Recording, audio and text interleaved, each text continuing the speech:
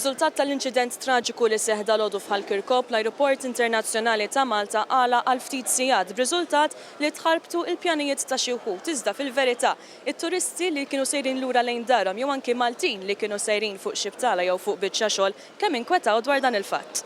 Għal-ħabta ta' 8:09 ta' dalgħodu uffiċjali mill-Ajruport ħabru li ma kienet se titla' jew tinżel ebda titjira minn jew lejn Malta, tant li passiġġieri li diġà kienu fuq l-ajruplan tniżlu lura l-art. B'hekk fl-Ajruport Malti kien hemm influss ta' turisti u Maltin li ma kinux jafu meta se jaslu lejn id-destinazzjoni tagħhom. We arrived at the airport, it was before 9 and we saw the screen and all the flights are delayed. We don't know what happened. Honestly, for me there is no problem because I think I am a very patient person, and for me the more important thing now to go home safety. I think, and be careful, and I think the most thing right now I don't care about if I'm coming today or tomorrow. I don't care about that. Is this a big problem for you? I mean, you're going back home and you're stuck here. Is it a bit of a problem? I've got to pick my dog up. But other than that, no, I'll just get home later, that's all. It's not a massive problem.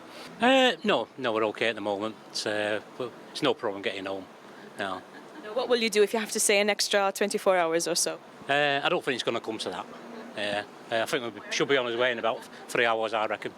Well, it just affects our ongoing arrangements when we arrive in Manchester, ordering the taxi.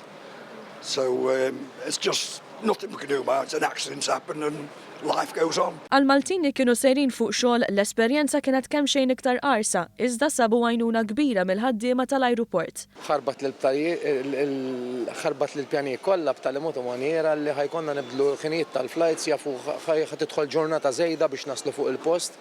Imma dawn huma affarijiet li il-bambin biss jaf x'jista' jiġri għala inċident serju dalgħodu, disgrazzja kbira lina bħala Maltin. Mument diffiċli, rridu ngħixuh flimkien, ma nistgħux nagħmlu mod ieħor, jiġifieri ma nistgħux naħarbu għadi.